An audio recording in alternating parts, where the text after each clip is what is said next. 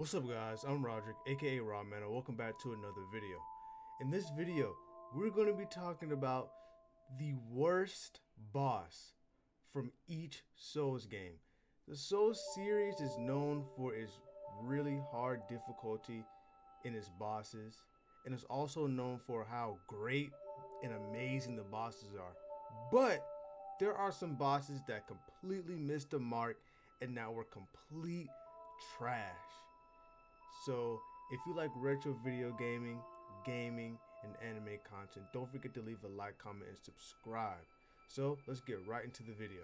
So to start off with Demon Souls, I'm gonna have to go with the Phalanx, or however you pronounce it. It's the first boss of the game, and I try to be a little bit lenient with the first bosses of the game because obviously they tend to be the most easy. But this boss is really lame because the boss is pretty much normal enemies that you find just getting to the boss, and its weakness is fire, and throughout the whole area they give you like 50 fire bombs, so you're just gonna fly through this boss. It's not difficult at all. The thing with Demon Soul bosses is they're almost Zelda-like, and they're not necessarily hard. You just have to find the weakness. But the first boss in Demon Souls was pretty lame in my opinion, but every other boss in this game is pretty interesting. Even this boss is interesting, it's just lame as far as combat. But let's move on to Dark Souls 1. This is absolutely no surprise. Pinwheel is the lamest boss in Dark Souls 1, and honestly, to be real, Pinwheel is the lamest boss in the entire series. If you die to Pinwheel, you need to uninstall Souls and never play a game in the series again. That's how pathetic this guy is.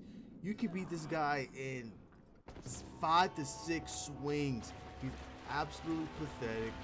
I don't know why this guy's a boss. I don't know. But he is really useful though, because once you kill him, you now will have the ability to actually, rekindle bonfires, and that way you can actually increase the amount of Estus flash that you get per bonfire. So he's useful. It's just the actual boss fight itself, which is pure. It's just pathetic. So pretty much Pinwheel is going to clone himself and try to cheese you with magic, but it's just absolutely pathetic.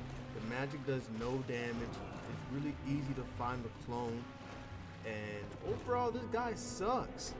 I'm not going to rip into Pinwheel too much though, because everybody knows he's a crappy boss. But yeah, that's my take on what the lamest boss in Dark Souls 1 is. Definitely going to Pinwheel. So let's move on to Dark Souls 2. So the absolute lamest boss in Dark Souls 2 is gonna have to go to the Rotten. Now I know this is a popular opinion to say this guy's the worst boss in the game, but this guy sucks. Like he's probably the easiest boss in the game. His attack pattern is really recognizable. If you get hit, he hits really hard. If you get hit by one of his attacks, you might get one shot. But it's so hard to get hit by his attack. You have to literally stand there for like 6, 7, 8, 9 seconds before a hit connects. Look how slow those attacks are. It's ridiculous. Honestly, this choice is pretty hard because there are a lot of crappy bosses in Dark Souls 2. I was thinking about putting Dragon Rider on here because not only is the boss kind of wonky, the arena itself really sucks, but it has to go to the Rotten because this guy is a lot later in the game compared to Dragon Rider, and he's gross. At first, when I first played the game, I didn't even realize it was like a pile of rotten corpses. I literally thought it was a pile of poop, like the thing from Conker's Bad Fur Day. But yeah, the Rotten is definitely going to have to be the worst boss in Dark Souls 2. So let's go into Dark Souls 3, which is a really hard choice for me, since all the bosses in Dark Souls 3 are great. So for the lamest boss in Dark Souls 3, and this is really controversial because I know a lot of people who love this boss fight, but in my opinion it has to go to the deepest of the deep. It's like one of those mob boss fights where it's not really a boss per se. It's kind of like one of those slaughterfest too. Like, it kind of reminds me of the first phase of the Renala boss fight in Elden which I honestly wasn't a big fan of because it was like playing a big game of hide and seek. The monsters really weren't necessarily difficult, and it just felt like it was one of those things that kind of dragged on, and the gameplay itself is kind of whack. But towards the end of the boss fight, like the second phase of the boss fight, it does get a bit more interesting because they start doing combo attacks that could one-shot you. So I don't want to sit up here and act like, you know, this boss fight is a super big walk in the park because you could get sniped. But on top of the fact that this boss fight is easy and it's not very interesting, this is definitely gonna be the worst boss fight in the game for me. I actually was gonna put Fort, but Fort was kind of a starter boss. He was one of the first bosses in the game. And even though Deacons of the Deep isn't necessarily too far in the game, it's a lot farther than Fort. And Fort is unique, like he has his own thing going on, his own moveset. But these are enemies that you literally find walking up to the boss fight, which I thought was kind of lame. But I'm not gonna rip into this boss fight too bad because it wasn't a bad boss fight. But Dark Souls 3 has so many heavy hitters. You have Nameless King, you have Slave Knight Gale, Nadir. There's so many bangers. This one is a bit lackluster. So let's move on to Bloodborne. So for the worst boss in Bloodborne, this is really hard because me personally, Bloodborne is my absolute favorite Souls game, and I don't really see any of the other Souls games getting close. This one was really hard for me, but the one Reborn I thought was actually pretty lame compared to a lot of the other bosses. Firstly, his health pool isn't very big. Secondly, he almost reminds me of a cleric beast as just, you know, reskinned. It doesn't have very many attack patterns. You can easily get visuals on it. You literally aren't even really watching out for the boss itself.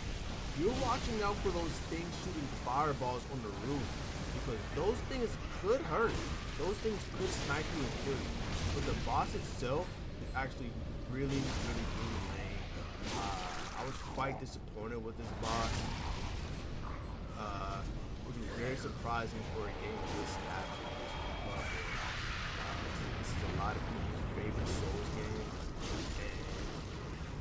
and this boss definitely doesn't hold up to par. It only has about 4 or 5 moves that actually uses, which is pretty whack. But it has one move that could potentially one-shot you once it's enters like its second phase. So that's something you definitely should watch out for. But other than that, this boss is complete fodder, and you should not be down to the boss at all. You should definitely lose down the first try. So let's move on to Sekiro. So the absolute worst boss in Sekiro is gonna have to go to these Snake Eyes. Snake Eyes Shigaraki, or however you say the name, and Snake Eyes Naragi. Screw these guys because they have these guns that will literally one-shot you. On top of that, she has like her goons sniping at you on the roof. It's so lame. I definitely had to spam firecrackers to beat this guy. It's so whack. I really do dislike enemies in Sekiro that use projectiles because, you know, it's Sekiro and you're like a shinobi. And I'm really used to like the sword play boss fights, you know, like Inichiro and Ishin and, you know, Emma, anybody who uses a sword, right? But then you have to go against this guy who's just spamming guns and shotguns and stuff. It's really lame. On top of the fact that you had to fight this thing multiple times. Obviously, it gets easier and easier as the game goes on. You get different abilities and stuff. But especially this first time you fight him, Snake Eyes Shirahagi, this is definitely the lamest fight in Sekiro. I was tempted to put the double Guardian Ape fight just because Guardian Ape gave me the most trouble in like any Souls game almost. But honestly, it wasn't too bad at that point of the game because it was kind of near the end. But yeah, Shirahagi definitely takes the cake. Screw this thing. Oh, it makes me so angry just thinking about it.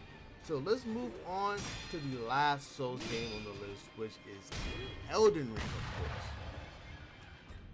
So I'm sorry.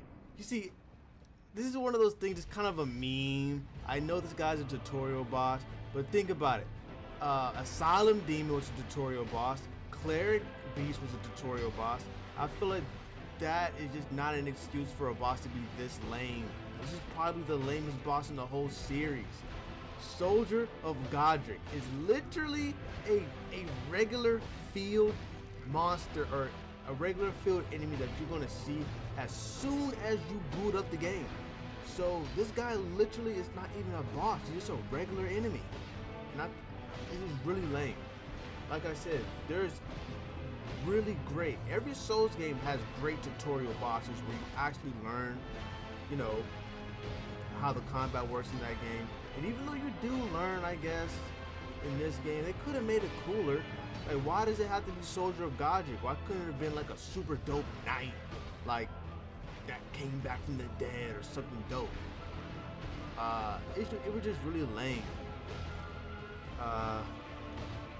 If you die to Soldier of Godric, I want you to take your copy of Elden Ring, get your receipt, and I want you to return it back from whatever game store you bought it from. If you bought it offline, delete the game. You should not be down to this guy. He's pathetic.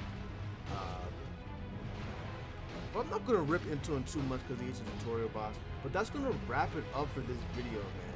If there's anything you disagree with, if there's any boss that you thought was super lame that I overlooked, let me know down in the comment section below.